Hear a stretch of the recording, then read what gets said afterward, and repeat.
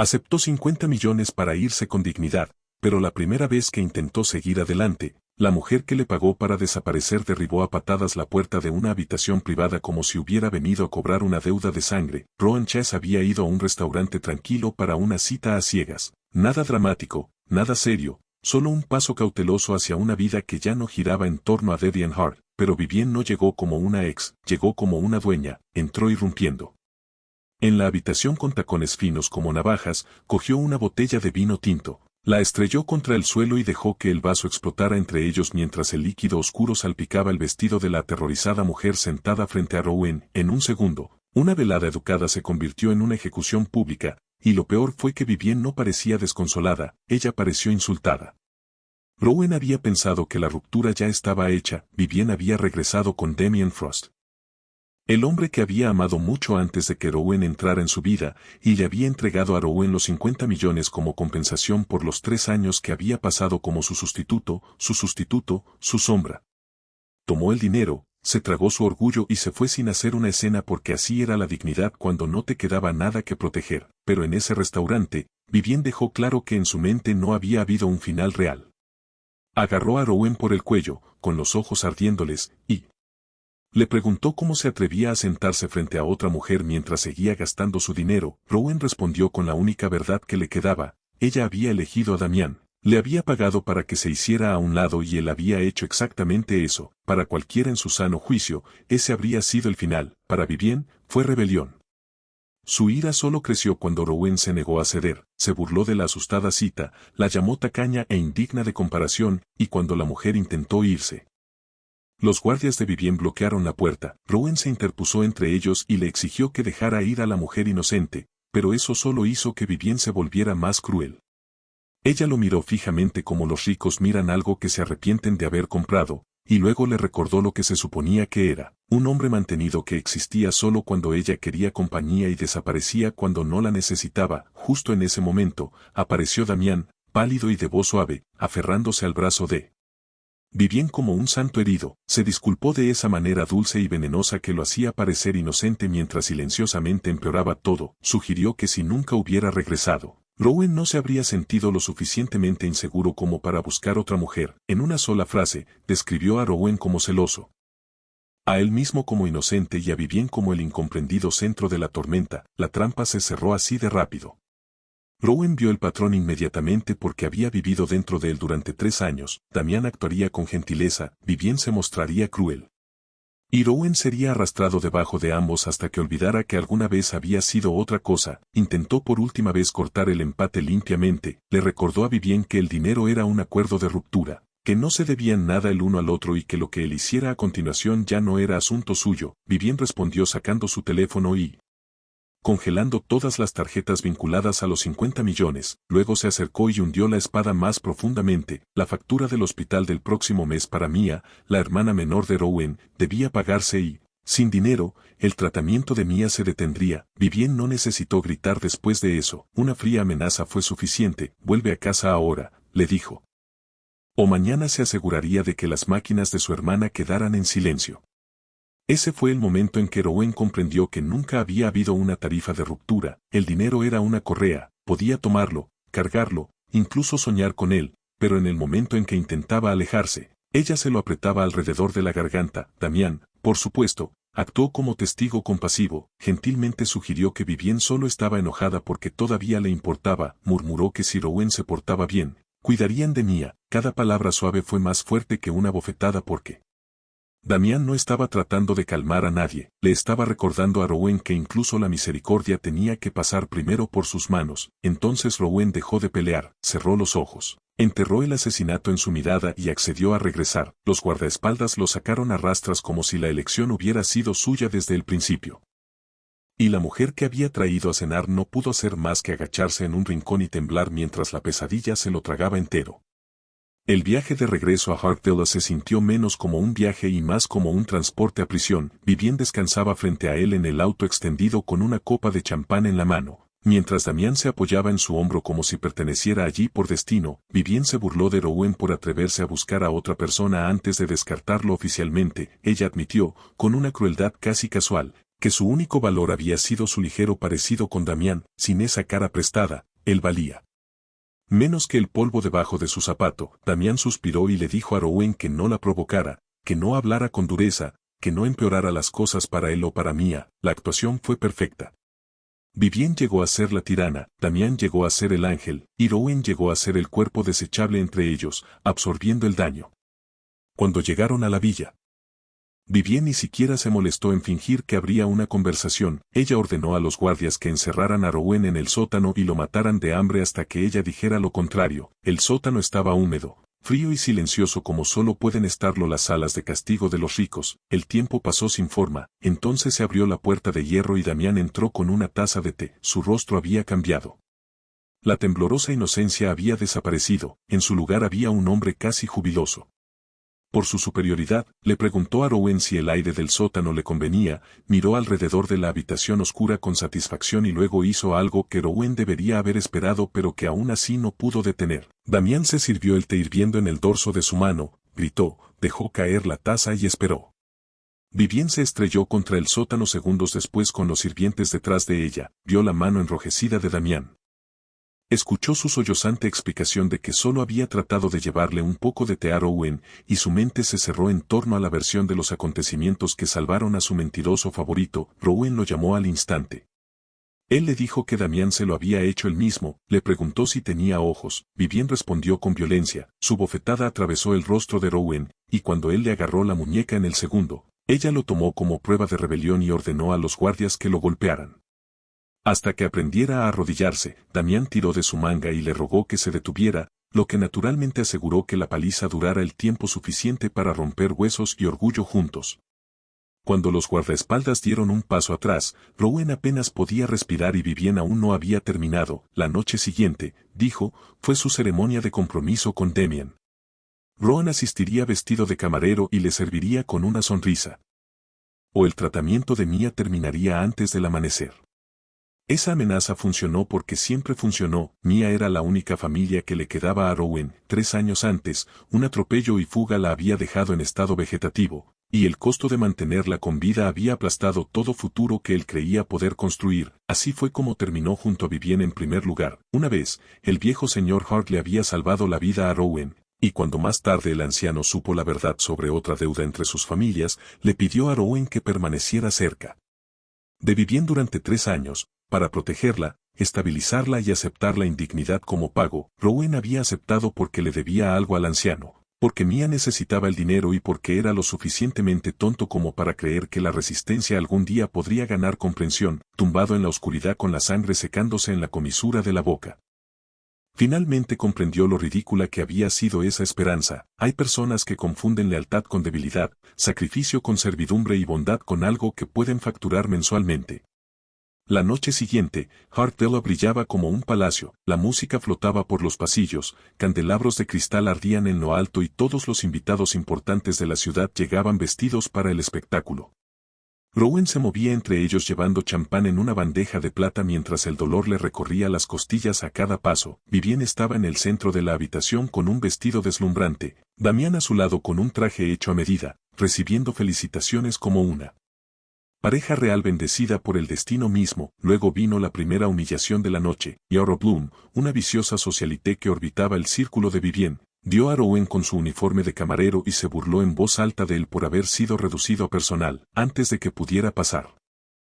Ella giró la muñeca y vació una copa de vino tinto directamente en su cara. La sala quedó en silencio, no porque alguien se compadeciera de él, sino porque los ricos siempre hacen una pausa cuando la humillación se vuelve lo suficientemente entretenida para mirar.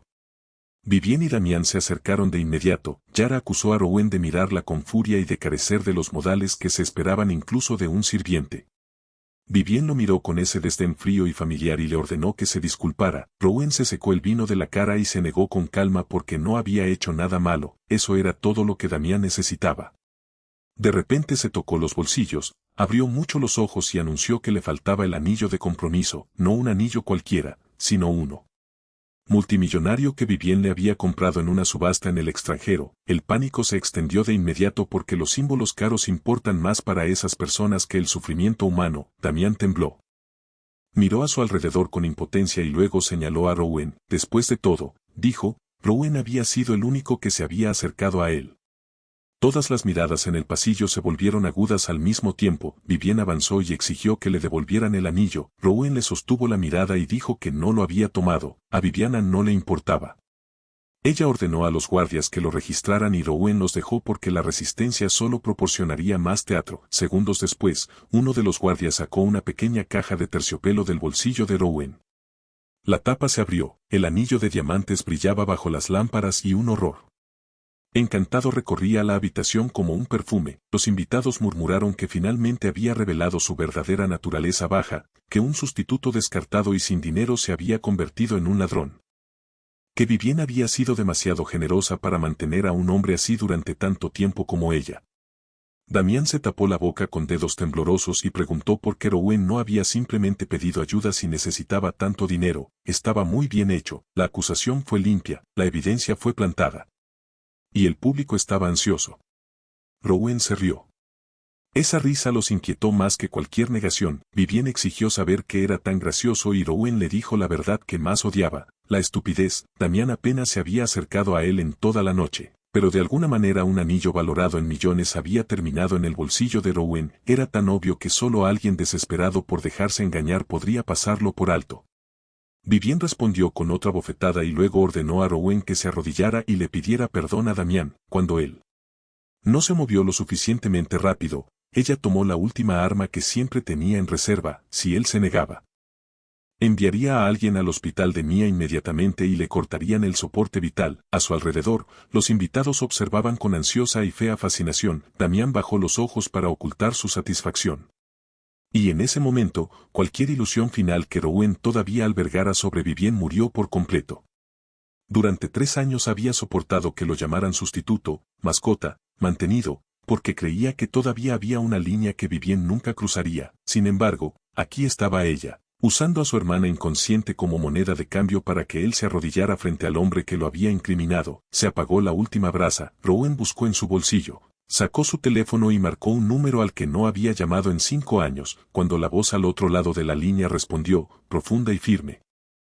Rowan habló con la calma de un hombre saliendo de un ataúd, llamó al hermano del otro hombre y le dijo que lo llevara a casa. La habitación se quedó congelada por un instante y luego estalló en carcajadas. Vivienne se burló de que el padre de Rowan no había sido más que un trabajador de la construcción y preguntó desde cuándo hombres como él tenían hermanos lo suficientemente poderosos como para rescatarlos de las consecuencias. Rowan guardó su teléfono y no dijo nada. Ese silencio la asustó más que cualquier discurso.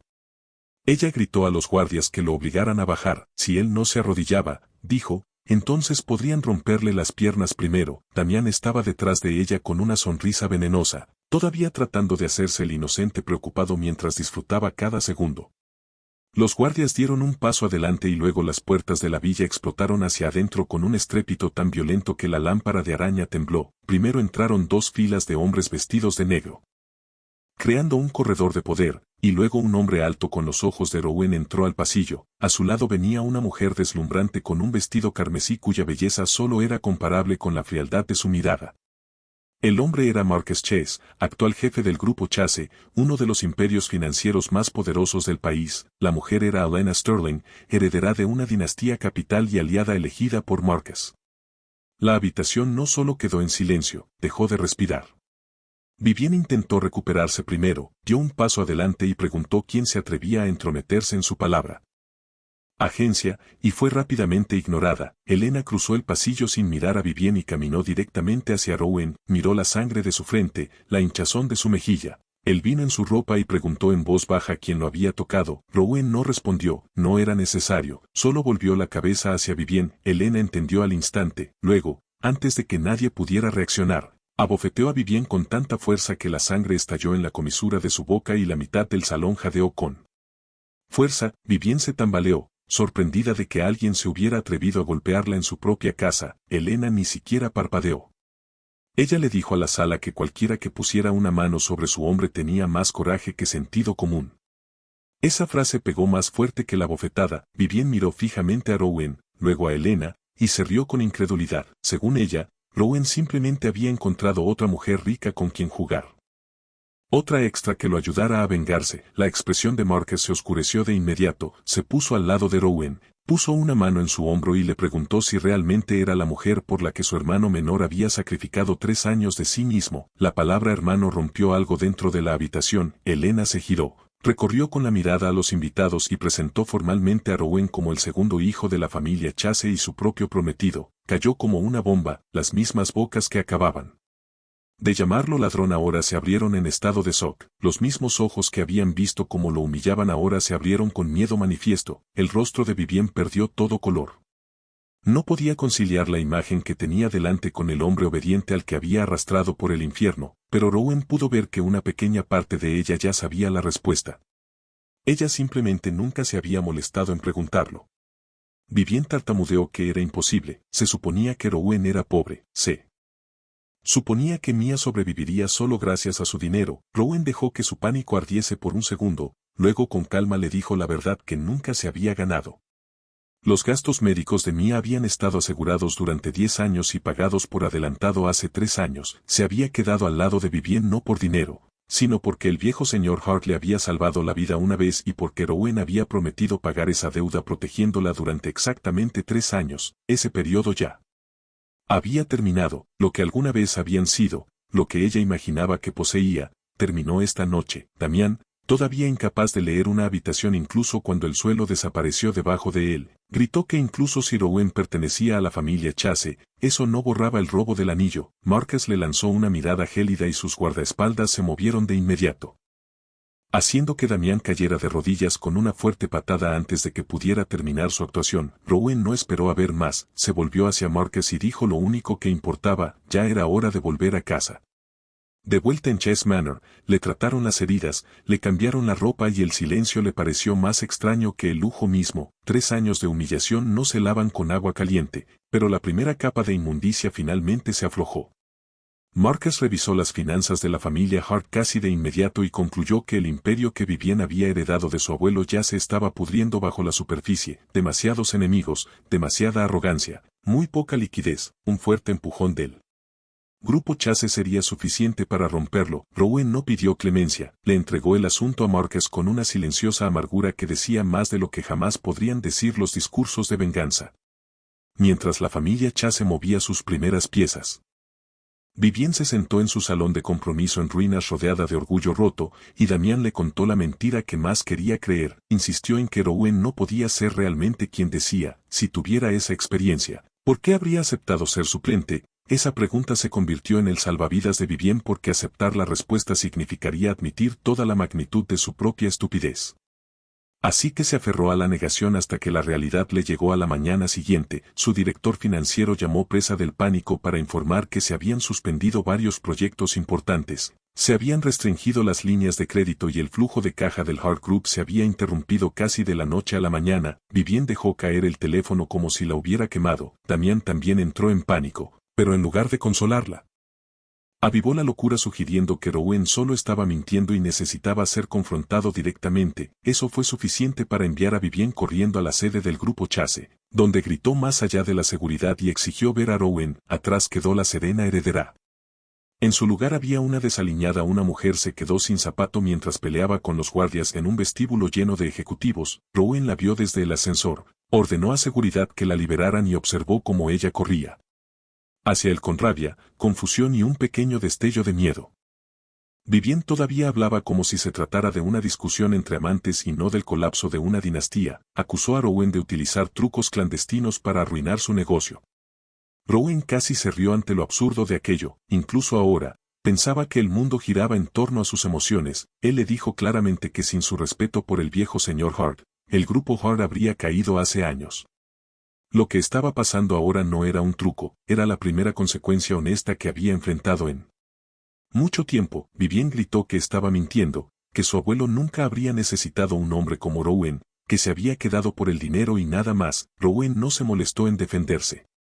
Hay momentos en que la verdad se desperdicia en los oídos equivocados. Él solo le advirtió que la quiebra era solo el comienzo y luego se dio la vuelta para marcharse. Vivien se abalanzó y lo agarró del brazo, de repente suplicando en lugar de amenazarlo, recordándole los 3 años que habían pasado juntos. Como si el solo tiempo pudiera purificar la crueldad. Antes de que Rowen tuviera que responder, Elena llegó y deslizó su brazo por el de él con elegante facilidad. Ella le preguntó por qué perdía el tiempo con la basura. Esa sola palabra enfureció a Vivienne, pero Elena se limitó a mirarla con fría lástima y le aconsejó que se fuera a casa y se preparara para la liquidación. Vivienne espetó que Rowen no amaba realmente a Elena y que Elena solo lo estaba usando para vengarse de ella. Elena casi se rió, entonces Vivienne cometió el error que destruyó lo poco que quedaba de su propio engaño, declaró que Damián era quien realmente la amaba. El que una vez la salvó durante un secuestro y permaneció con ella en la oscuridad durante 3 días y 3 noches, el rostro de Rowen se endureció. Elena suspiró como si finalmente se le hubiera acabado la paciencia y sacó una carpeta gruesa de su bolso, se lo arrojó a Vivienne y le dijo que abriera los ojos por una vez en su vida. El expediente contenía de todo: antecedentes policiales, documentos del hospital, declaraciones de testigos e incluso fotografías. Años antes, cuando Vivienne fue secuestrada, fue Rowen quien la localizó, la cargó a través del barro, se quedó con ella en la fábrica abandonada y recibió un cuchillo en la espalda mientras la protegía. El colgante que Vivienne había dejado una vez para su salvador había pertenecido originalmente a Rowen. Una reliquia familiar de su madre. Damián lo había robado mientras Rowen estaba inconsciente y lo usó para hacerse pasar por el salvador al que pasó años adorando. El viejo señor Hart había descubierto la verdad hacía mucho tiempo, por eso había insistido en que Rowen permaneciera junto a Vivienne durante 3 años. No había sido un acuerdo aleatorio. Había sido su último intento de colocar a la persona adecuada junto a su nieta y tal vez guiarla hacia la verdad, pero la verdad requiere carácter para recibirla, y Vivienne había pasado 3 años prefiriendo la vanidad a la visión. Se desplomó allí mismo, en el vestíbulo, con los papeles temblando en las manos. Mirando la fotografía de una Rowen más joven cargando su cuerpo ensangrentado bajo la lluvia, su mente retrocedió rápidamente a través de cada recuerdo que había malinterpretado. La voz que le había dicho que no tuviera miedo en la oscuridad, la cicatriz que ella nunca había cuestionado, la paciente lealtad que ella había confundido con dependencia. Rowen miró sin dulzura. Algunas comprensiones llegan demasiado tarde para merecer consuelo. Vivienne le rogó que le dijera que era falso, pero el pánico en sus ojos demostró que ya sabía que era real. Rowen explicó que Damián había robado el colgante mientras estaba en coma, que su abuelo lo sabía y que toda la amabilidad que Rowen le había mostrado después procedía del deber y no de la codicia. Luego dijo la frase que la acabó: estaba ciega no solo de sus ojos, sino también de su corazón. Después de eso, tomó la mano de Elena y se alejó, dejando a Vivienne en el suelo con los restos de la fantasía alrededor de la cual había construido su vida. Lo que siguió no fue arrepentimiento, fue un colapso. Vivienne se apresuró a regresar a Hartville y enfrentó a Damián con la evidencia, abofeteándolo lo suficientemente fuerte como para hacerle sangrar. Al principio intentó negarlo todo, pero una vez que vio que ya no había camino, su máscara se cayó por completo. Él se burló de que ella había arruinado la mejor carta que alguna vez tuvo. Rowen había sido guapo, leal, poderoso y estaba dispuesto a quedarse. Solo un tonto habría tirado eso a la basura. Eres un fraude como él. Damián escupió que el grupo Hart estaba condenado de todos modos y que él nunca había planeado seguir siendo pobre junto a ella. Reunió objetos de valor y huyó, dejando a Vivienne arrodillada sola en el suelo mientras cada ilusión que apreciaba se convertía en cenizas a su alrededor. El hombre que ella creía que la amaba solo la había usado. El hombre que verdaderamente la había protegido, lo había arrastrado a un sótano, golpeado, incriminado y amenazado con la muerte de su hermana. Esa noche, mientras la lluvia azotaba la ciudad, Vivienne condujo hasta Chase Manor y se arrodilló frente a las puertas de hierro. El orgullo, la dignidad y el estatus se la llevaron la tormenta hasta que todo lo que quedó fue la obsesión. Suplicó ver a Rowen. Ella golpeó la puerta. Ella prometió que no se iría. Seguridad le dijo que se fuera a casa, pero permaneció arrodillada bajo la lluvia durante horas mientras, dentro de la mansión, Rowen estaba junto a una ventana y observaba sin expresión. Elena se acercó con un vaso de agua tibia y en voz baja le preguntó si quería conocerla.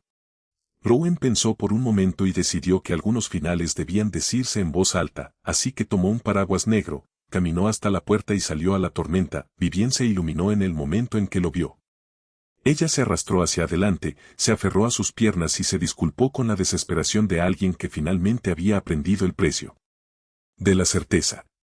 Ella dijo que había sido engañada, dijo que ahora entendía todo, dijo que podían empezar de nuevo desde el principio, que haría cualquier cosa, se convertiría en cualquiera, Incluso tomaría el lugar de un sustituto si Rowan la perdonara, pero Rowan la miró con una calma tan absoluta que parecía más cruel que la ira. Él le dijo que la versión de él que alguna vez podría haber muerto por ella ya había sido asesinada por sus propias manos en ese sótano, el cariño tardío, afirmó. Es más barato que el pasto, el mes que viene, añadió, él y Elena se comprometerían, si Vivien poseyera incluso un atisbo de respeto por sí misma, desaparecería y nunca volvería a estar frente a él. Luego se giró y cruzó la puerta, dejándola sollozando bajo la lluvia hasta que su cuerpo finalmente se rindió y se desplomó contra las piedras.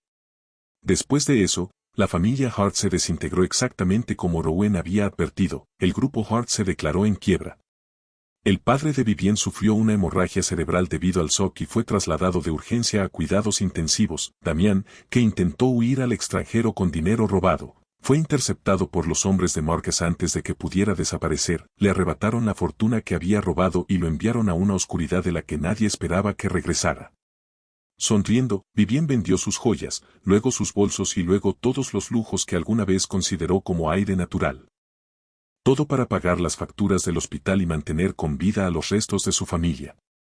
La ciudad que alguna vez se inclinó ante ella ahora la vio regatear por la supervivencia como cualquier persona común y corriente desesperada. Rowan escuchó estas actualizaciones solo de pasada, para entonces, el centro de su vida ya se había desplazado. Un mes después, el hotel más grandioso de la capital acogió el compromiso de Rowan Chase y Elena Sterling. El salón de baile se inundó de luz. Figuras políticas se mezclaron con titanes corporativos y cada detalle del evento declaró un futuro construido sobre la igualdad de poder en lugar de la posesión. Rowan estaba de pie con un traje blanco hecho a medida debajo de los candelabros mientras Elena se acercaba del brazo de su padre, radiante y serena. Nada que ver con el caos que él había dejado atrás. La ceremonia estaba a punto de comenzar cuando las puertas se abrieron de golpe y una mujer vestida con ropas gastadas y amarillentas entró a trompicones en el pasillo. La gente tardó un momento en reconocer a Vivien, su vestido blanco estaba deshilachado, sus mejillas hundidas, su cabello despeinado y sus ojos vacíos por el dolor y el insomnio. Parecía como si hubieran pasado 10 años en un mes, sin embargo, incluso reducida a la ruina, seguía. Cargando con la misma obsesión, gritó el nombre de Rowan y se tambaleó hacia el escenario mientras la seguridad se apresuraba a interceptarla. Vivien se liberó el tiempo suficiente para llegar al frente y suplicar. Su padre, dijo, estaba muerto, el hospital había suspendido el tratamiento, ahora no le quedaba nada excepto Rowan. Si él regresaba con ella, ella le prometió que nunca volvería a perder los estribos, que nunca levantaría la voz, que nunca lo desafiaría, ella haría lo que él quisiera.